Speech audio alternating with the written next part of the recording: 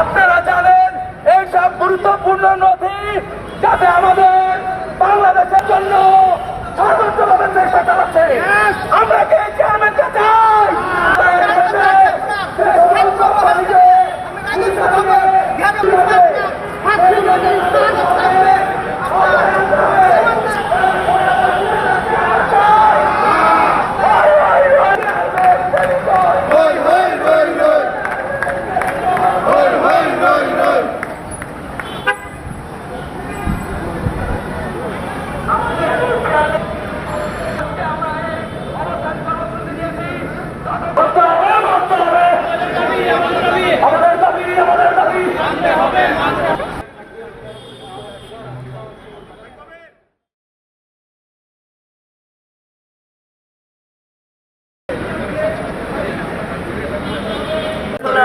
জাতীয় রাজস্ব বোর্ডের বৈষম্য বিরোধী সকল স্তরের কর্মকর্তা কর্মচারীবৃন্দের সমন্বয়ে আজকে যে বিক্ষোভ সমাবেশ চলতেছে তার একমাত্র উদ্দেশ্য হচ্ছে যে এখানে যারা আছেন সবাই বৈষম্যের এবং বঞ্চনার শিকার।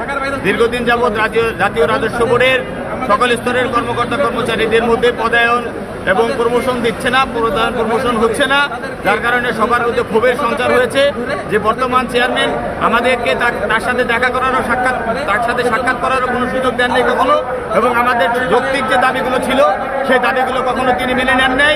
আমাদের কর পরিদর্শক যারা আমরা রয়েছি, যারা 2017 সালে যোগদান করেছি, আজকে 8 বছর তিনি আমাদের সাথে কখনো সাক্ষাৎ দেন নাই, আমাদের পদায়ন এবং প্রমোশন বঞ্চনা করে রেখেছেন।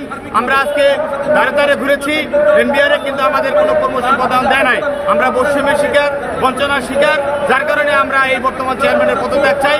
অনতি বিলম্বে তার পদত্যাগ হোক এবং আমাদের দ্রুততম সময়ের মধ্যে আমাদের সকল কর্মকর্তা কর্মচারীকে পদায়ন প্রমোশন দিয়ে রাজস্ব বৃদ্ধিকরণের সুযোগ দেওয়া হোক এবং এই চেয়ারম্যানের অপসারণ করা হোক। দেশের অর্থনীতির মূল তালিকা শক্তি জন্য রাজস্ব, সেই রাজস্বের যোগানদাতা হলো জাতীয় রাজস্ব বোর্ড। জাতীয় রাজস্ব বোর্ডের সর্বস্তরে কর্মকর্তা কর্মচারী বৃন্দ বঞ্চনার শিকার বলে, বৈষম্যের শিকার বলে আজকে তারা এখানে এসে প্রতিবাদ জানাচ্ছে এবং তাদের বক্তব্য যে আমরা সবাই এখানে যারা আছি প্রত্যেকেই কোনো না কোনোভাবে বৈষম্যের শিকার, আর বৈষম্যের শিকার, বঞ্চনার শিকার থেকেই সবাই নেমে এসেছে। যে 3বার যিনি এক্সটেনশন পেয়েছেন, চুক্তিভিত্তিক নিয়োগ 3বার, এটা জাতীয় রাজস্ব বোর্ডের ইতিহাসে নেই, এবং এখান থেকে আসার পর থেকে যে সকল অনিয়ম অনাচার তিনি করেছেন, এই জন্য আমরা জাতীয় রাজস্ব বোর্ডের চেয়ারম্যানের অপসারণ চাই। আমাদের দাবি একটাই, জাতীয় রাজস্ব বোর্ডের চেয়ারম্যানের অপসারণ। রাজস্ব বোর্ডের বর্তমান চেয়ারম্যান রফাতুল মুনিমের বিরুদ্ধে আমরা এক দফা নিয়ে নেমেছি আন্দোলনে। সকল সরকারি কর্মকর্তা সবচেয়ে বড় চুক্তিভিত্তিক নিয়োগ বাস, দেশের অর্থনীতি ধ্বংসের মূল তালিকা শক্তি বিলম্বে অপসারণ চাই।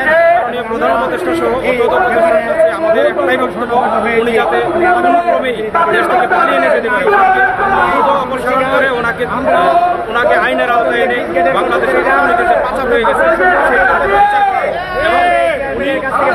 উনি এনবিআর গুরুত্বপূর্ণ নথিগুলি গায়েব করার জন্য যাচ্ছে। উনি আইআরডিতে অফিস করতেছেন, আমাদের পক্ষ লাগে মাননীয় প্রধান উপদেষ্টা এবং মাননীয় অর্থ উপদেষ্টা নলেজ অবশ্যই আছে, উনি কর্মচারী সকল পর্যায়ে কর্মকর্তা কর্মচারীদেরকে দাবিয়ে রেখেছে। ধন্যবাদ।